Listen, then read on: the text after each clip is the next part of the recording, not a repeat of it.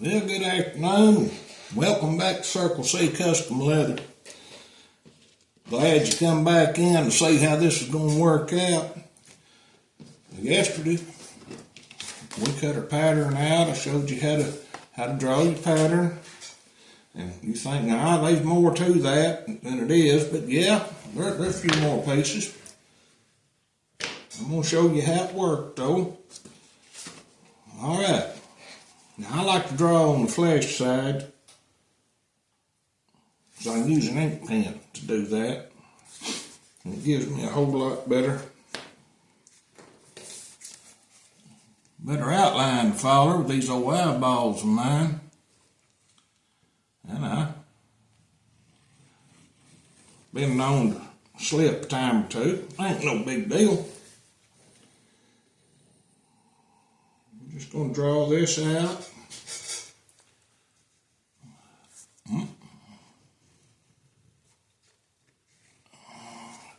Try not to let your pattern move. It really helps if it stays in one place.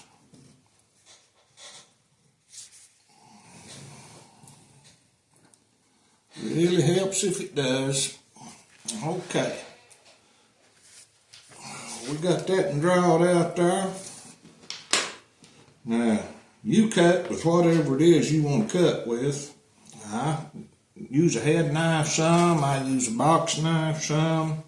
It don't really matter as long as you can make a good cut with it. That's all it matters.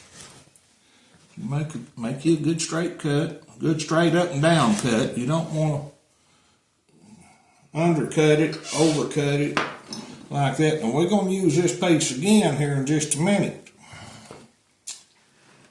Now this is the back side that we're doing. I'm going to the box knife now. I like a box knife. Some of you sure enough leather workers, y'all might laugh at me. That's okay, I really don't care.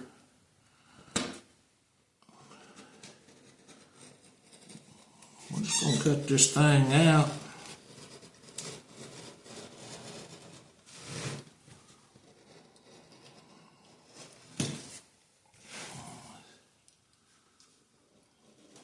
And that's why I like that ink pen, is I can see them lines real good. You get up old as I am, your eyeballs just ain't working quite right. Now this will be used to make the safety strap on it. I'm going to tell you fellas that's just starting out in this business here, you buy this stuff by the square inch. And you pay for every piece of that hide. I buy my leather by the side. And you pay for every square inch of it. And I've had people come in here and say, Glenn, you got any scrap leather, that I could have? And I said, I don't have no scrap leather. I said, all I've got's unused pieces.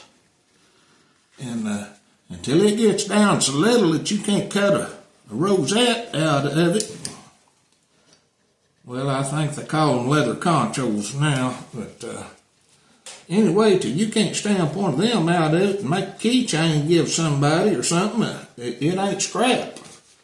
Scrap is when it gets down there where it's an unusable piece. And there we go. All right, now this is the back part of your knife. All right, your knife scalpel. And I told you we was going to use this piece here, and we are. Only now we're going to turn the grain side up. And we still want to make sure we're pointing to the right-hand side, because that's where that knife's going to carry at. And I might cheat just a little bit right here, but that's going to have to come up to right there on each side. It's going to fit right under this guard. Now this is your piece that gets decorated. It's the outside piece. It's the one that gets decorated. Alright, the reason I made them two little dots right there is I've got to cut that radius right there. Now, there's two different ways you can do that. You can set and you can figure, or you can reach out here and get you a little of that magic leather softening fluid there. And you know, I'll sell that to you. It's magic. Laughing about that, and we was at a gun show one time. Fellas want to form a holster, and of course I'm just a natural born smart aleck anyway, I reckon. And I told him, I said, I got some magic fluid here to form them holsters. I said, it's a magic holster forming fluid. And hell, he was going to buy a bottle of it, and the wife got on to me and wouldn't let me sell him that bottle of water I had in that ice chest there. All right, there's that part there, but now I'm going to cheat a little bit because I done made one. Got it just exactly the way I wanted it. We're going to line it up. I said we're going to line it up just exactly the way it ought to be, and then I'm going to mark kind of around top of it. All right, I'm going to take this old knife, I'm going to cut that knife. And just a little hint to you, if you wet that leather a little bit, it cuts a lot easier. All right, we're going to use this piece too.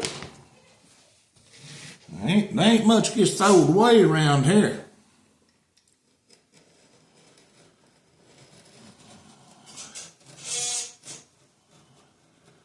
If you're going to get off your line to the outside of your project. Don't get off the line to the inside of it.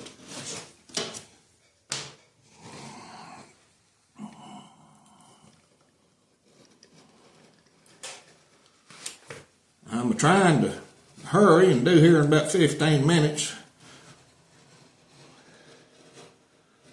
But I don't get no hurry. Hell, it takes me a week to buy a pair of breeches. I don't get no rush. All right, here's your two main pieces of this sheath. Now, what I was talking about a while ago, we're going to get the glass out here in a second. I'm going to wet that down a little bit. It skies a whole lot better if it's wet, too. Wet leather is easier to work with. It's softer. All right. Now then we're going to have one of these here. Now, one of these here come out of that right there. It can on a normal knife. Now I can't use it on this one because of the thickness. That guard is so thick that I had to get a piece of saddle skirting out. But if it was on a normal knife, this piece here would make your riser piece or your plug, whatever you want to call it. When this folds over, this is going to sit right here. And that knife's going to come down and the guard's going to sit on top of this. And but that's actually a little thin for what I'm doing. We've got that piece cut out.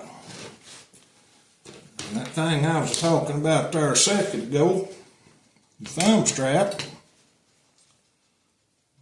we'll cut that out of this right here. Or your guard, your safety strap, whatever you want to call this thing. It's the one that gets a snap and holds it. Supposed to hold it in there. And this gets mounted opposite of what you've seen most of them mounted. It gets mounted on the dull side of the blade. If you mount these over on the sharp side like a lot of people does or factory does, I've seen a whole bunch of them with a good sharp knife. They'll cut that thing in half, pulling the knife in and out. And I'll tell you another little thing there about knife sheaths. There ain't going to be no rivets in this. I'll tell y'all that right now. And if you want to put a rivet up here, when you join it together and sew it up, that's your business. You go right ahead if you want to. If you've got a good welt in there, And that's what protects stitches. You cannot build a knife sheath without putting a filler in here, right in here, to protect them stitches from that knife blade. If you don't put that in there, your knife will just cut right out through the side of it, and it don't look real good on you. You make one that does that. Let's cut this little booger out.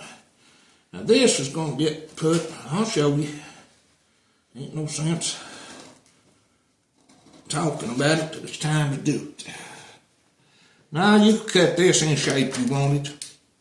As long as you got a snap and a strap that goes across, you can cut it. I kind of like that shape there, but you can cut it ever how you want to. I mean, that's your business.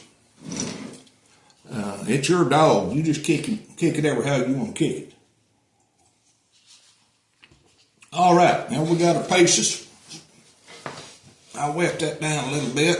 Let's get that old sky glass out. And I'm just going to use safety skiver on this one. And I might be changing the blade on safety skiver. You can do it with a head knife. I skive a lot of things head knife. If you got a good sharp head knife, it works great. But you want to take this down to a feather.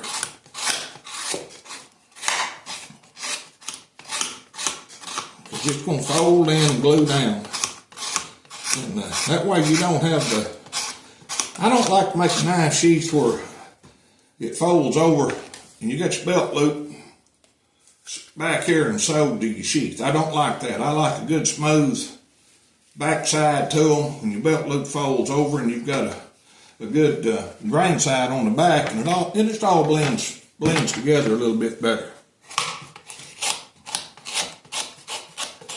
Get that tucked down.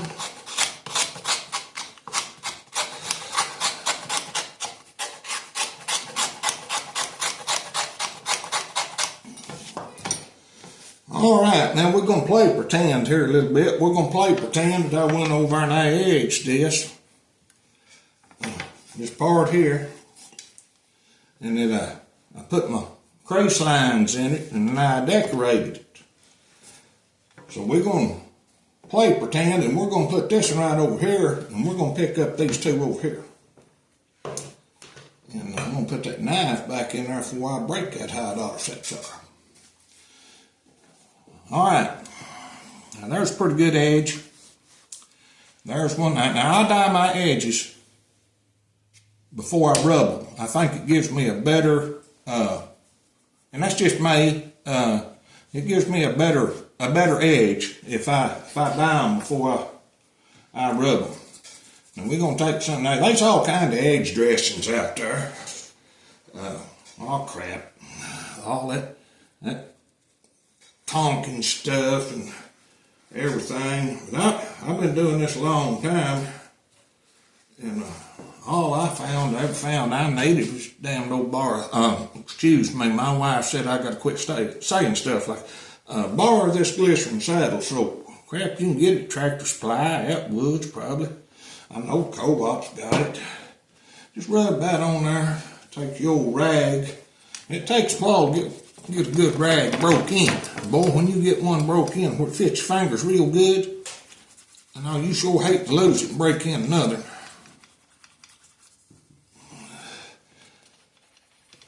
And that's the kind of edge you get with just old glycerin saddle soap and a little bit of water and a little bit of rubbing. Now this one here, I ain't calling this fancy. This is just, let's just say, fairly nice. And and you notice this cut off. I'll show you why in a minute. This one's decorated up a little bit. These are nice, beautiful $100 knives, and he didn't want just a plain old sheath put in there. All right, the next step we got going here. I'm gonna put all this together before I color it. Now I know some of you are just gonna scream and holler, but that's just the way I do it. He wants contrast stitching to it. He wants good white stitching. And you say, Glenn, you could go over and color it right now and then put it all together. Yeah, I could. Or I could do it the way I'm doing it. All right. we're going to glue this down. But now, before I do, you're wondering about this place right here. I was telling you earlier, I was going to explain to you how that worked. We're going to take this, skive it down, and glue it into place right here. And that's going to fold over here and snap into this snap I've got set right here. And that way there ain't no holes in this thing. You ain't got two holes up here and that little wrapped around thing up here.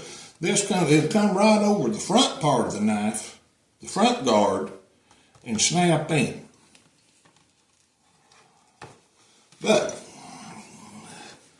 me another line there. We're going to glue that down up to right about there and right about here. And we're going to do that when I get the glue. You see all them fancy glue pots and everything. Well, I kind of like to have one of them. I really would. Well, they got them nice. It flops up and you turn it up. But anyway, I ain't got one. I do it kind of the old-fashioned way. I've got a squeeze bottle with a hole poked on top of it. And I really need a new sheepskin. When I work saddles and reline saddles and stuff, you'll get a bunch of this laying around. It comes in real handy. We're going to dab that on there a little bit. And you don't want to get this down on the edge of your leather. And somebody out there thinking, well, what kind of glue is that? Is that master cement? Is that barge cement? Or what kind of cement is that? What that is wellwood. We buy it at Lowe's by the gallon.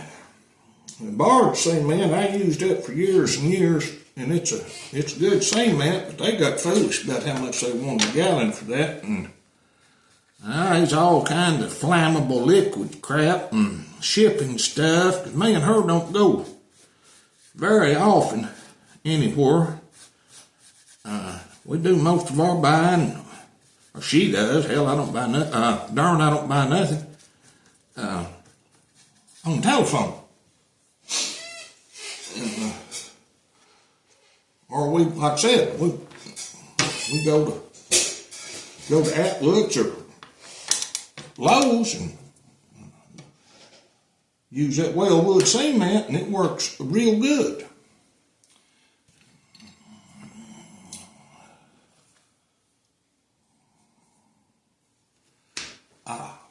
There it is. I knew I had a liner stuck in here somewhere.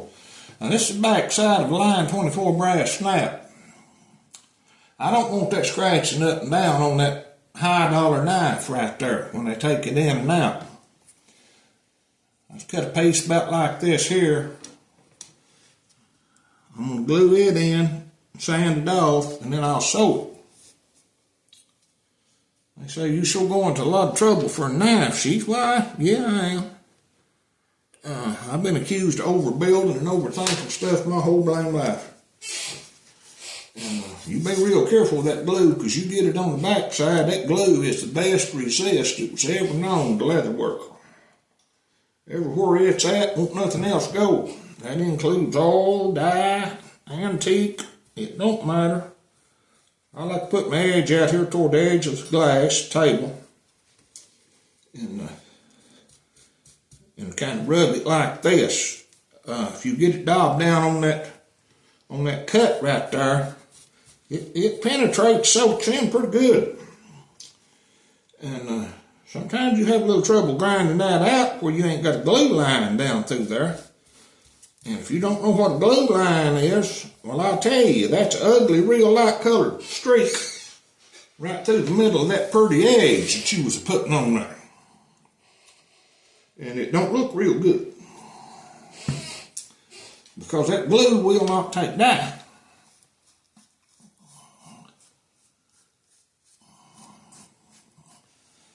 And I know there's probably better ways to do this.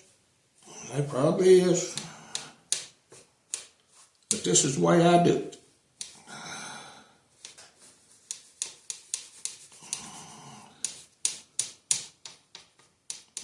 We're gonna let that set a minute.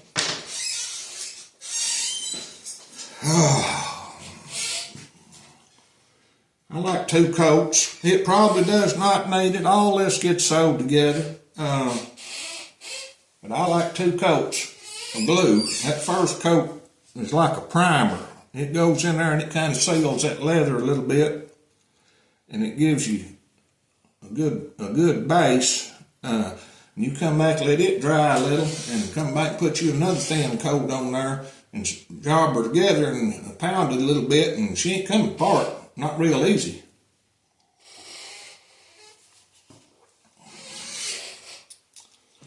We go back to this piece. It's dried enough. Get that out of the way. I mean, I know there's a way to fast forward this stuff. I've seen it done. What y'all see is what you get.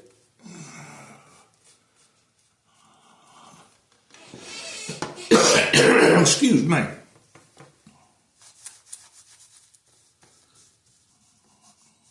Alrighty. That one there's about ready to go together.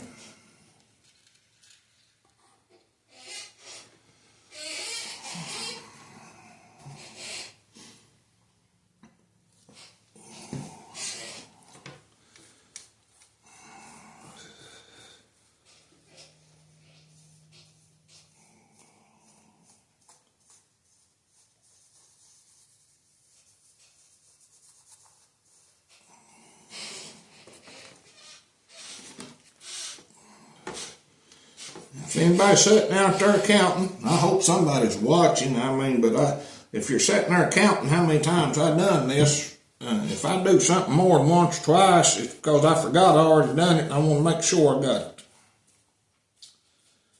It's, I mean, when you're dealing with old man country boy leather work, you just kind of gotta give me a little bit of leeway. But I'll show you the best is what I can show you. All right, we got that sky down. We got this. We're gonna move our glass over here out of the way. Grab my little thumping hammer.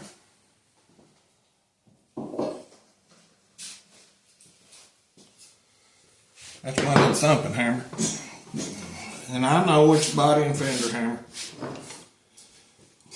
That's all right. All right, we're going to bring this down here. We're going to line that dude up with that line and that glue. And we're going to press that down, and we're going to give that a love tap. All right. And we'll be ready to slide that in there here in just a minute.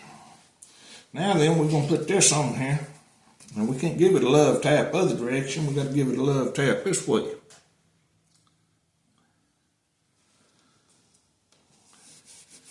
We rub that down real good.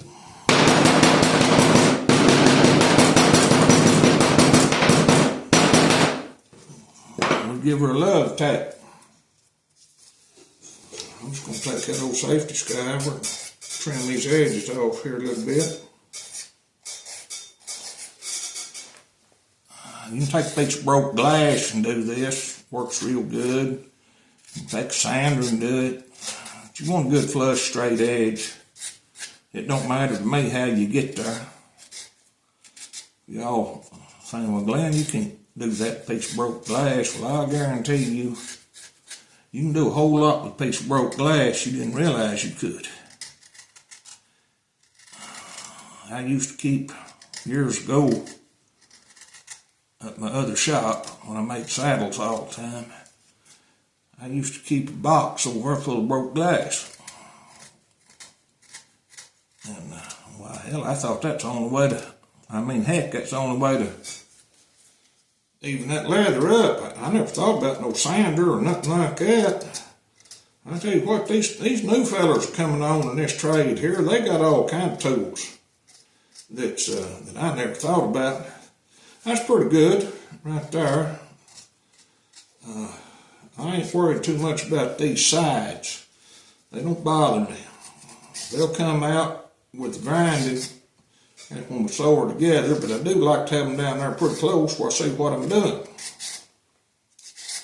But ain't no real big deal.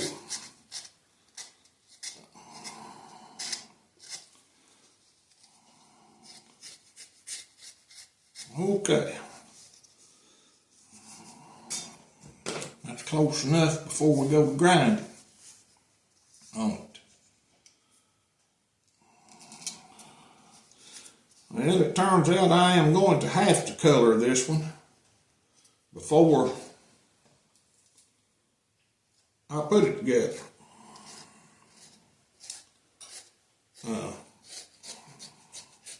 I use an airbrush for just about everything color-wise. I'll try to set the camera up in there in a minute. I'm doing this by myself, so y'all got to bear with me. I use airbrush color everything, just nearly everything. We dip dye a few things, but mainly it's airbrush. I can get some really nice effects with an airbrush that people seem to like real well. That's going to fit real good. Well, I ain't skied that down yet. I'm getting ahead of myself here, folks. Oh, if old Rufus was here, he'd steps, Glenn, steps, because that's what I told him for years. Rufus was, he was my apprentice down here. And fine young man, very, very, very fine young man, fine family. Now this little jugger's going to glue in right there.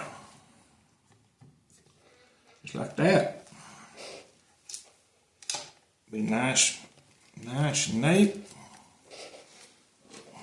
Make sure that we got this kind of the way we want it, or do we want to shorten it up any?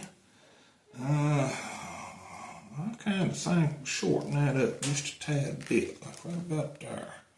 Now I got plenty of room here. I can put that snap wherever I want to. That snap's not going on there till that knife goes inside here.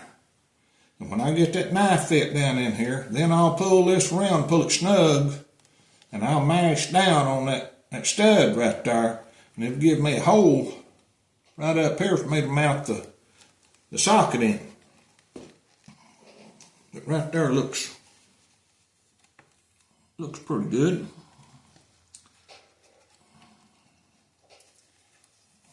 That looks, I might need to shorten that up a tad more. I don't want it too long, but I don't want it too short. I want her just right.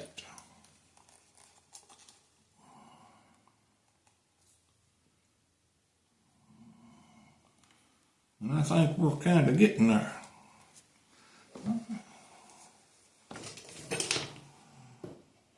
Y'all forgive me, because I don't know nothing about making these videos, so I ain't got no bunch of stuff made up beforehand. But I hope you're learning something. If you ain't never seen it done like this, well, you're welcome. It makes a really nice knife sheath. I'm about ready to glue that down. I'm just going to scratch that up with this poker here. If you're not gluing flesh to flesh, you kind of need to rough that grain side up just a little bit. It helps it stick better.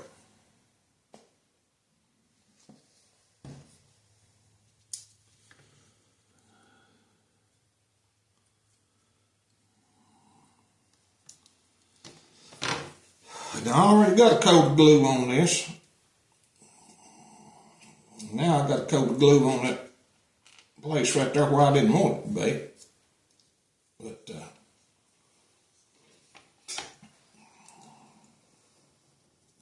we'll let that sit for a minute, and I'll poundy on it.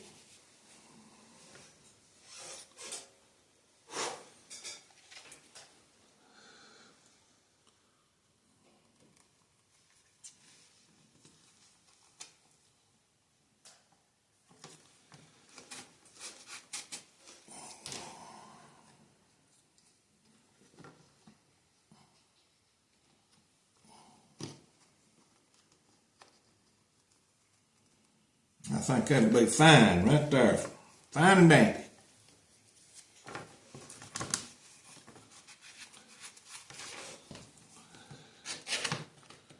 Smooth that out a little bit.